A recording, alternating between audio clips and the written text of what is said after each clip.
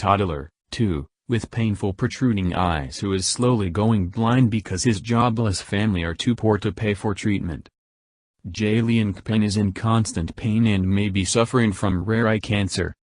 His laborer father from rural India earned just £1.70 a day and is now out of work. Boy's condition pushes his eyes forward so much the lids cannot even close. Expert says without a biopsy and urent surgery Jailian will lose his sight. Father revealed he and his wife feel helpless and sit and stare at their son and cry. "I am possibly the most useless father who is not able to help his son," he said.